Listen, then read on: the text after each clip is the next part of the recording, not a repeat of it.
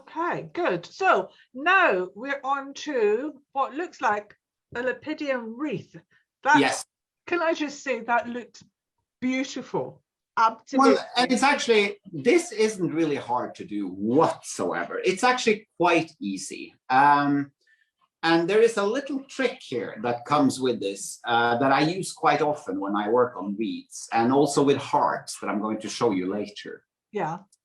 And that trick is this little fellow. Aha. It's Oh, basically just regular textile string. Because obviously the Lepidium has quite long sort of side branches, so it can be a bit too fluffy at times. But because this is the perfect color, no, I've just great. sort of, I've just added in everything clockwise. Yeah. They look quite bushy when it was sort of all added into the foam. And then I just sort of carefully nested the wire into it, not the wire, the string, the cotton string into it, to sort of fold it all into position. So are you working on foam? Yes, today Oh, I am. on foam. Okay, good. Yeah. There you go. Okay. Is that dry foam you're working on? No, wet, the bio foam, the new foam from Oasis. Foam from Oasis, yeah, okay. Yeah. And I just wanted to show how beautiful a few stems of this modest material is to use for a beautiful form like this. Yeah. And it's actually very cheap. It's actually quite interesting because when I first started working with Danziger, they referred to a lot of what they produce as fillers, and I just about went nuts when they said that, because to me that's insulting to what they produce. This is such a beautiful product. It just is just gorgeous. So they know they have to put money in the swear box if they use the word filler. I'm hoping it will buy us some champagne, you know, you never know. Pete's saying that what is the basic average import tax that you pay for flowers?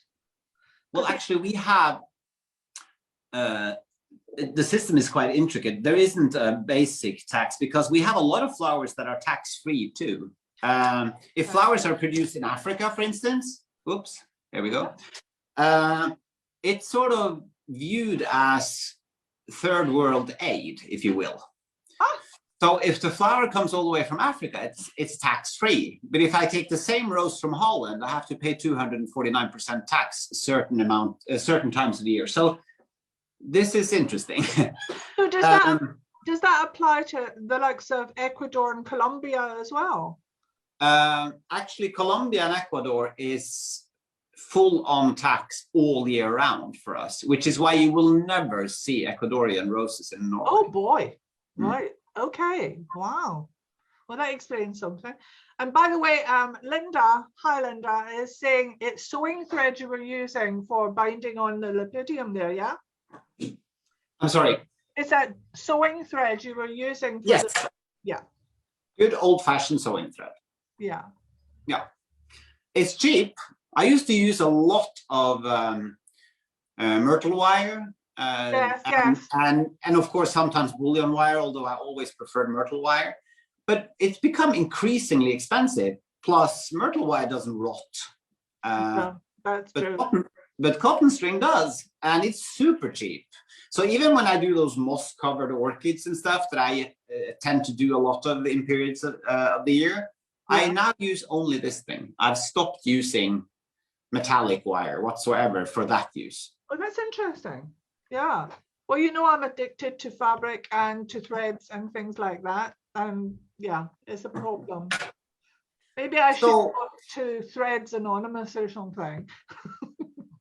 So I actually found at the colleague's place today 2 single beautiful stems of Fritillaria persica. Ah, gorgeous. And I just thought that this wreath is already so beautiful the way it is. So I just want to give it a little bit of a little treasure, so to speak.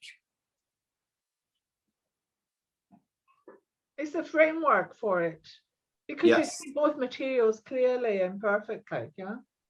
Yeah. Oh, Well, here you well, go. I just love it. So I figured it doesn't need anymore. It's done. No, Yeah. I would agree. That's beautiful.